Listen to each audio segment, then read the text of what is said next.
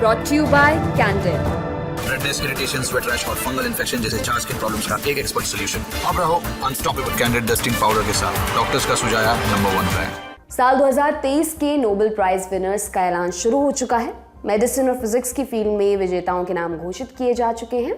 Medicine में Hungary की Kathleen करिको और अमेरिका के ड्रू वाइसमैन को नोबेल मिला। दोनों यूनिवर्सिटी ऑफ पेंसिल्वेनिया में साथ काम करते हैं।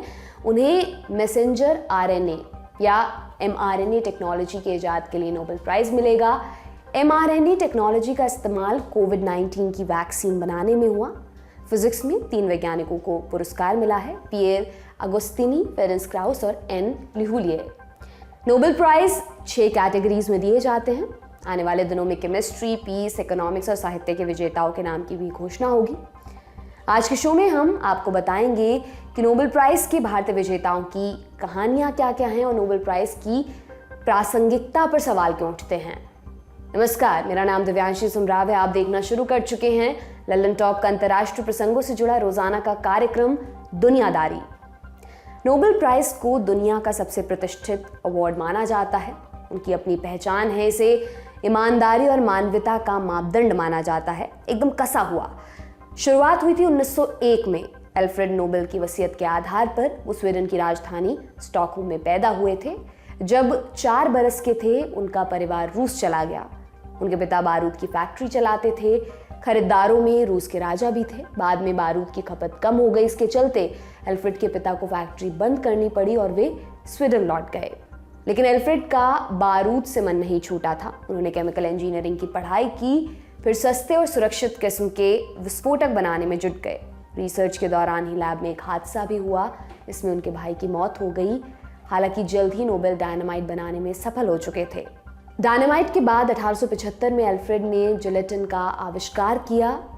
फिर उनका कारोबार फलता फूलता गया। उन्होंने यूरोप के स्वीडन, जर्मनी, स्कॉटलैंड, फ्रांस और इटली में 90 से भी ज़्यादा कारखाने बनाए। वो स्वीडन के सबसे अमीर लोगों में गिने जाने लगे थे। फिर 1988 का साल आया। अल्फ्रेड के एक भाई लुडविग की मौत हुई।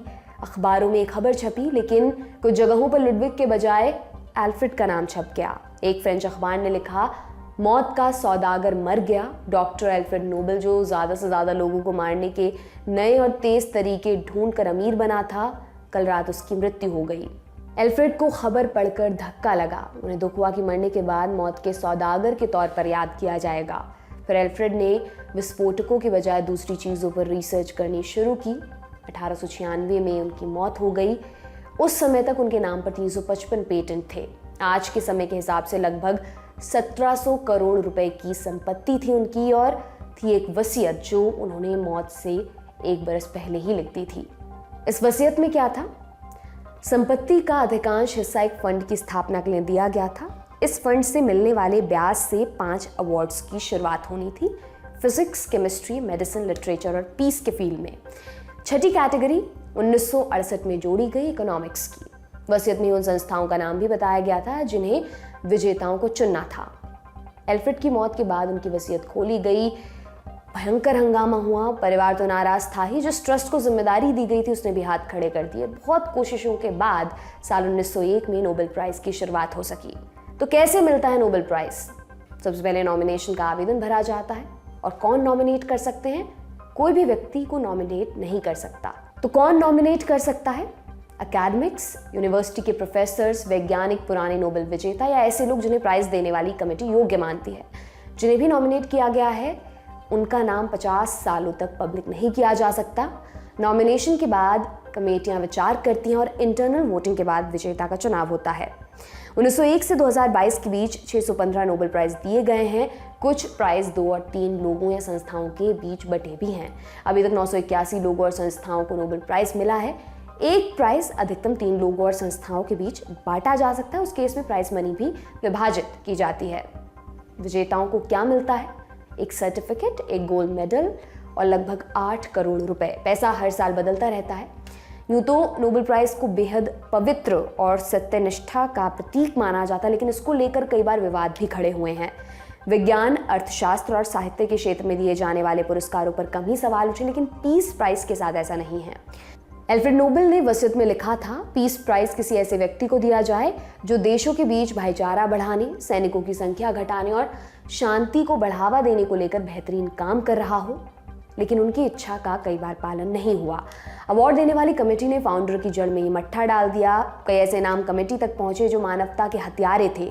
कुछ ऐसे नामों को सम्मानित भी किया गया जो किसी भी तरह मापदंडों पर खरे नहीं उतरते थे। कुछ उदाहरण आपको बताते हैं। नंबर 1, 1939 में स्वीडन के एक सांसद ने हिटलर का नाम पीस प्राइज के लिए भेज दिया था। मजाक में इसको लेकर खूब बवाल हुआ, तब जाकर नॉमिनेशन वापस लिया गया। नंबर 2, सोवियत संघ के तानाशाह जोसेफ स्टालिन को 2 बार पीस प्राइज के लिए नॉमिनेट किया गया था और वो कोई मजाक नहीं था। नंबर 3, 1935 में जर्मन पत्रकार कार्ल वोन ओसिएस्की को नोबेल पीस प्राइज देने का ऐलान हुआ। कार्ल ने हिटलर की युद्ध की तैयारियों को उजागर किया था। अवार्ड मिला तो हिटलर नाराज हो गया। उसने जर्मन लोगों को नोबेल प्राइज लेने पर रोक लगा दी। उसने नोबेल प्राइज को टक्कर देने के लिए नेशनल अवार्ड शुरू कर दिया। 1938 और 1939 में 3 जर्मन वैज्ञानिकों को नोबेल देने का ऐलान हुआ, लेकिन हिटलर के दबाव में उन्हें इनकार करना पड़ा। हिटलर की मौत के बाद वो प्राइज पा सके। नंबर 4, 1945 में कॉर्डेल हल नाम के एक राजनीतिज्ञ को नोबेल पीस प्राइज मिला। यूनाइटेड नेशंस की स्थापना में उनका बड़ा योगदान था। हल 1933 से 1944 तक अमेरिका के विदेश मंत्री रहे। अवार्ड मिलने से 6 बरस पहले की घटना है।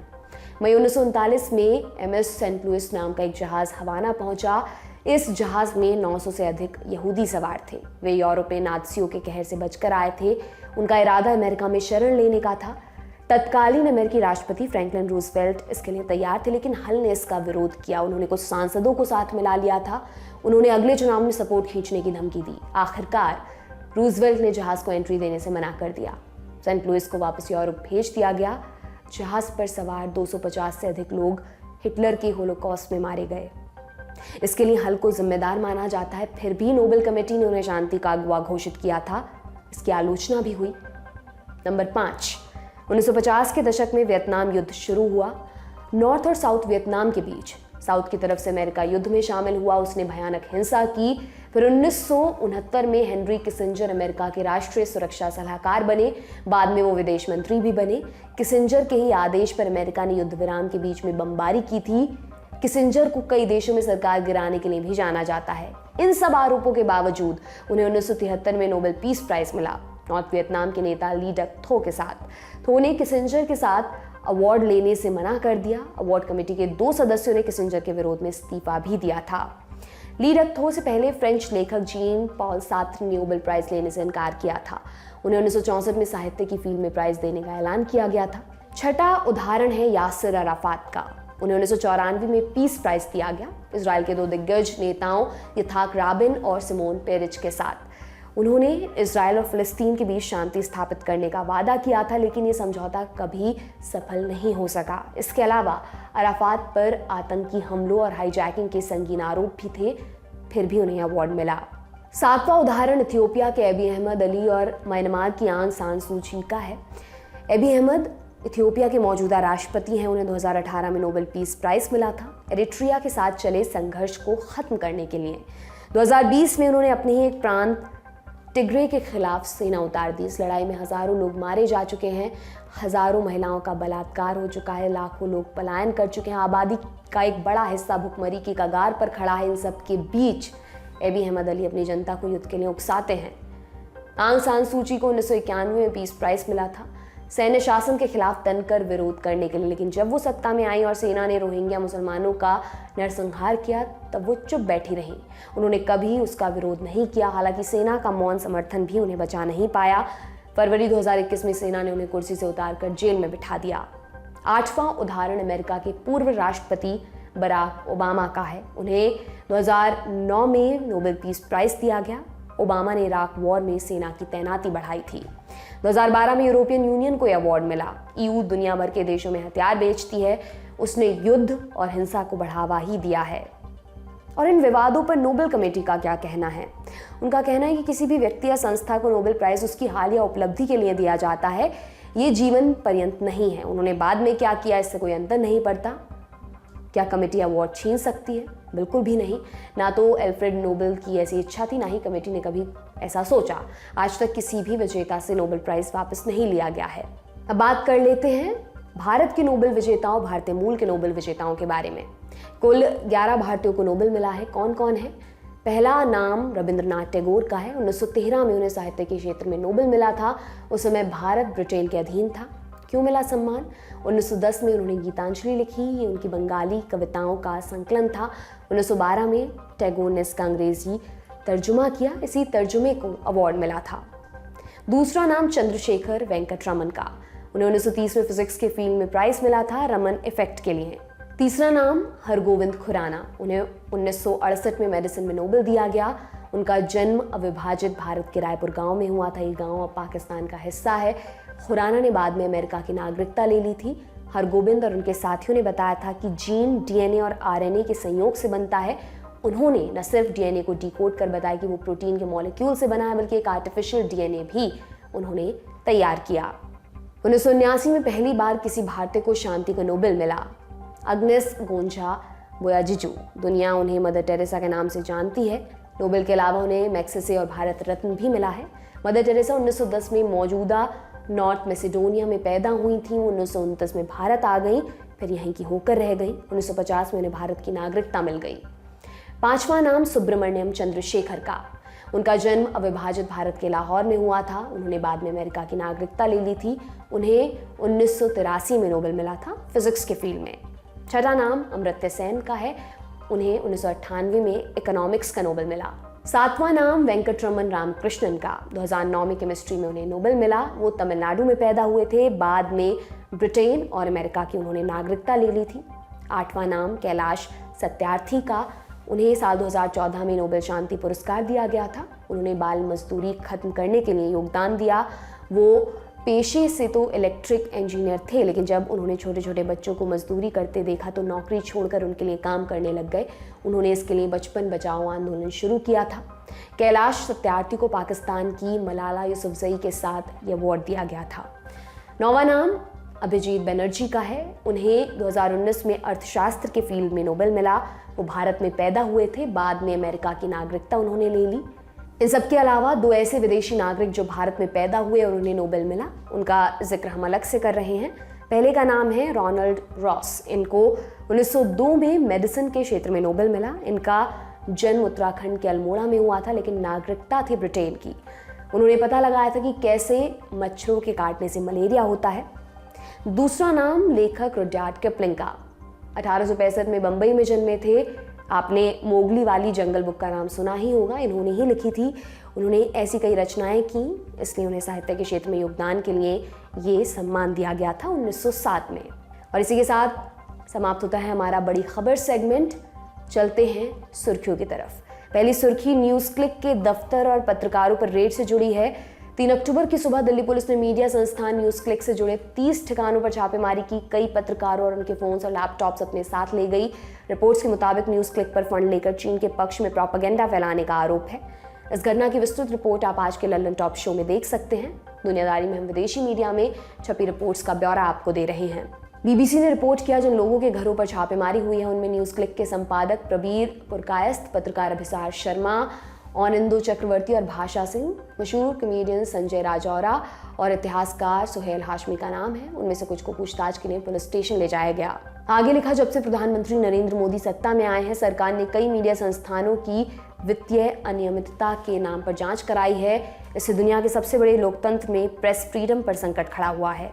हांगकांग के मीडिया संस्थान साउथ चाइना मॉर्निंग पोस्ट ने सुर्खी लगाई, Indian police launched shocking raids on journalists, activists, prompting deep concern over media freedom. यानी भारत में पुलिस की पत्रकारों और एक्टिविस्ट के खिलाफ कार्रवाई ने हैरान किया।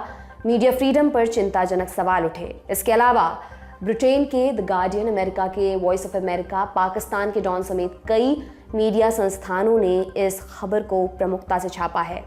दूसरी सुर्खी अमेरिका से है। खबर रिपब्लिकन पार्टी के आंतरिक विद्रोह से जुड़ी हुई है। अमेरिका की संसद में 2 सदन है। निचले सदन का नाम है हाउस ऑफ रिप्रेजेंटेटिव्स। अमेरिका में निचले सदन के स्पीकर राष्ट्रपति और उपराष्ट्रपति के बाद सबसे ताकतवर शख्स होते हैं। फिलहाल ये कुर्सी रिपब्लिकन पार्टी के केविन मैकार्थी के पास है। 2 अक्टूबर को उनकी ही पार्टी के एक सांसद मैट गायस ने उनको हटाने के लिए प्रस्ताव पेश किया। आरोप लगाया कि मैकार्थी ने डेमोक्रेटिक पार्टी से हाथ मिला लिया है। मौजूदा राष्ट्रपति जो बाइडेन डेमोक्रेटिक पार्टी के ही हैं। स्पीकर को हटाने के लिए लाए गए प्रस्ताव को मोशन टू वेकेट कहते हैं। पास कराने के लिए 218 वोटों की दरकार होती है। हाउस ऑफ रिप्रेजेंटेटिव्स में कुल 435 सदस्य हैं। अभी रिपब्लिकन पार्टी के पास 221 सीटें, हालांकि सभी सांसद गाइस के साथ नहीं है, इसलिए प्रस्ताव पास होने का चांस ना के बराबर है। आज की दुनियादारी में बस इतना ही दोस्तों। कल फिर आपसे मुलाकात होगी इसी उम्मीद के साथ। मैं विदा लेती हूँ। शुक्रिया। शुभ रात्रि।